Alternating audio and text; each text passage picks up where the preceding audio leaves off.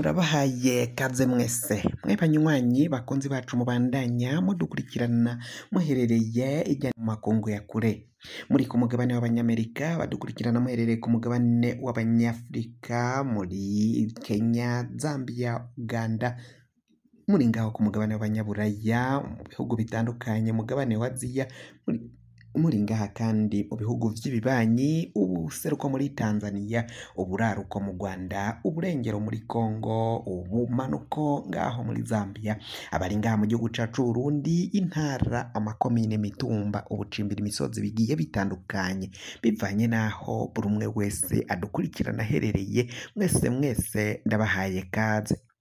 Fyonda subscribe niba ukoresha ururimi rw'icongereza canke niba ukoresha ururimi rw'igifaransa urafyonda sabone, hama uraca uja ngaha iburyo urafyonda no kwa kantu kameze nk'agakengeri.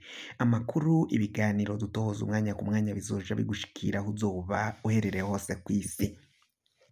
Amakuru yacu reka tuyatangurire kuri iyi nkuru y'akababaro iriko iravugwa ngaha mu gihugu cacu Burundi, aho iperereza rya Perezida Varisito Ndayishimiye yategetse ko bata muri yompi bahagarika umupatiri Butoyi Paul. Uyu akaba yarasanzwe arangurira amabanga yiwe yo kuvuga ubutumwa bwiza muri paruwasi Gitaza, aho yahagaritswe ku murango ejo agiheza gusoma inkuka y'imisa ngaho muri paruwasi ya Gitaza. Uyu patiri Butoyi Paul yahagaritswe n'iperereza ahejeje gusoma inkuka y'imisa. Hari umusaseridoti wa Ekleziya Gatolika yafashwe nyine ngaho ni mu ntara ya Rumonge, mu ntara za kera, ubu ni mu ntara mu ndinganizo nshasha, turayisanga muri Muhuta. Izoba iri mu Bujumbura, mu ntara ya Bujumbura, mu ntara nshasha niho Rumonge iriko irabarizwa. Aho rero patiri Butoyi Paul yafashwe nyuma y'imisa yasomye, aho yaneguye bimwe mu vyaranze amatora, ariko ahamagarira abarundi bose gukomeza ubumwe, gufatanya, gufashanya, atakwitandukanya, atagucanacanamwo. Nivyo yahanuye abarundi ngaho muri iyo nkuka y'imisa. Aho rero patiri Butoyi Paul yavuga ko ibicanishamwo abarundi vyose ivyo vyozanana hose biba binuka nk'umwanda mukuru, binuka nk'amavyi. Abana b'Imana bakwiriye kwama bavyamirira kure. Ivyo nivyo patiri Butoyi yariko arigisha muri iyo nkuka y'imisa yasoma ngaho muri paruwasi Gitaza ngaho mu ntara ya Rumonge. Mu kanya gato agiheza gutanga ubwo butumwa yarahavuye iperereza rica rishika ngaho kuri paruwasi, aho rero yaciye atabwa muri yompi ajanwa n'iperereza. Abo muri Ekleziya Gatolika barimo baribaza imvo uyu mupatiri yoba yahagaritswe, ni mu gihe biboneka ko ivyo ubutumwa yari karatanga ari ubutumwa bushira hamwe abenegihugu, buhamagarira abanyagihugu kuja kumwe. Ni mu gihe ubutegetsi bwo buvuga ko bwasohoye itangazo mu bushikiranganji bw'intwaro yo hagati mu gihugu, iterambere rusangi n'umutekano, ko ata muntu n'umwe agomba gusubira kuvuga ku bijanye n'amatora. Ayo matora yabaye y'abashinga amateka n'abajenama b'amakomine, vyarabonetse ko ubutegetsi bwa Varisito Ndayishimiye, ubutegetsi bwa CNDD-FDD, umugambwe utwaye igihugu, baraciye biba amatora. Babonye ko abandi babibonye canke abari bitoje babonye ko bibwe amatora, baca bategeka ko ata n'umwe azosubira kuvuga kuri ubwo busuma bwakozwe n'umugambwe uri ku butegetsi, umugambwe wa CNDD-FDD.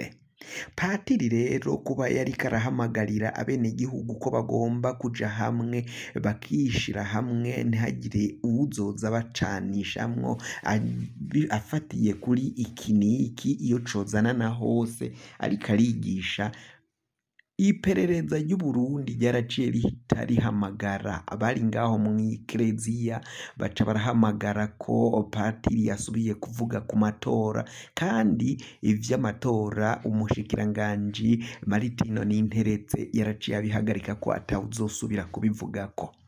Ivyo vyose biraboneka ko rero ni inkuru ziriko ziragenda zivugwa ngaha mu gihugu c'u Burundi, hakibazwa mbere Evaristo Ndayishimiye yoba ari umukirisu tubona ahetse umusaraba, tumubona yambaye ishapuri, ibintu nk'ivyo, yitabiriye inkuka z'imisa zigiye zitandukanye. Nyamara bamwe bati Evaristo Ndayishimiye umengo ni intambwe yinjiriye Ekereziya Gatolika, kuko ivyo ariko arakora nivyo iperereza ririko rirakorera abenegihugu, abanyagihugu, abakirisu Gatolika, ngo ntabo ari ivyina ngaha i Burundi. Biraboneka ko ari ubukoroni ariko arazana mu gihugu cacu c'u Burundi. Si uyo mupatiri yavuze ku vy'amatora wenyene, none barabaza kuki Denise Bucumi Nkurunziza yarigishije avuga ko hari indongozi zabuze ubwenge, cane cane aravuga abakuru b'imigambwe na Colonel Reveriyano Ndikuriyo ni umukuru w'umugambwe wa CNDD-FDD. Evaristo Ndayishimiye ni umukuru w'igihugu. None ko Denise Bucumi Nkurunziza yaciye avuga kuri ivyo vy'uburongozi, yigisha avuga ko hari indongozi zabuze ubwenge kandi ko ngo zishobora no gutuma abanyagihugu bahahonera, ubwicanyi bugasubira kugwa, ibara rikagwa ngaha mu gihugu cacu Burundi. Ngo none we ko ataciye ahagarikwa, ujya mu patiri we none ni gute iperereza ryaciye rimuta muri yompi? Bamwe bati Varisito Ndayishimiye biraboneka ko ni intambwe yinjiriye Ekereziya Gatolika atabukirisu afise. Uyu mupatiri ariko ararengana. Ubutegetsi burafise ikimenyesha makuru citwa Murundi Cakenge.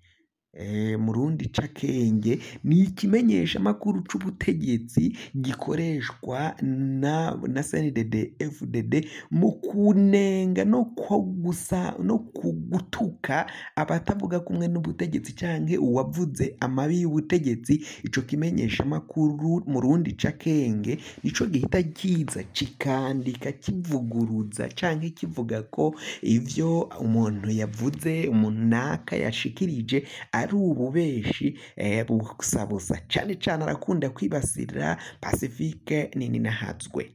Muri ico kimenyesha makuru Murundi Cakenge baciye bandika basevya baharabika cane uyu mupatiri Butoyi Poro. Uyu mugabo akoresha Murundi Cakenge yarengereye cane, yarenganye aho yaciye avuga vyinshi, ibitutsi vyinshi yatutse uyu mupatiri Butoyi. Bikaboneka ko ubutegetsi bwa CNDD-FDD butagira ico bwubaha, butagira ico busonera. Benshi baravuga ko bugomba gukugwa kuko bugeze ku muhero, aho batanguye kubahuka abihebeye Imana. Akarorero bamwe bati mwararavye ivyabaye kuri Jean Baptiste Bagaza agiheza kubahuka abihebeye Imana, abapatiri, abasenyeri, Ekereziya Gatolika, ivyaciye bimushikira. Bati ubu butegetsi bwa CNDD-FDD nabwo bugeze ku mpero. Ubuhanuzi bwaragiye busohoka ijya nino, mwaragiye mwumviriza abahanuzi batandukanye bavuga ku bijanye n'ubu butegetsi bwa CNDD-FDD, bavuga ko bugeze ku mpero kandi ko ibimenyetso vyagiye biraja habona ko cane cane Varisito Ndayishimiye we gupfa Imana yaramutanze nta n'icizo kogwa. Biraboneka kandi ariko arakora ubusema ngaha mu gihugu c'u Burundi, naho avuga ngo ni umukuru w'igihugu, ata mukuru w'igihugu amurimwo, siwe atwaye igihugu nk'uko bibandanya kugenda vyibonekeza. Na Deniza Bucumi mu buhanuzi bwiwe naho ataciye atomora gavuga izina ry'indongozi, yavuze ko babuze ubwenge, abona ko Burundi butwawe n'abategetsi badafise ubwenge, badafise kuraba kure, kandi ngo naho babahaye impanuro ntibaca bazumva. Yarabahanuye baranse kumva, nawe yarayobewe.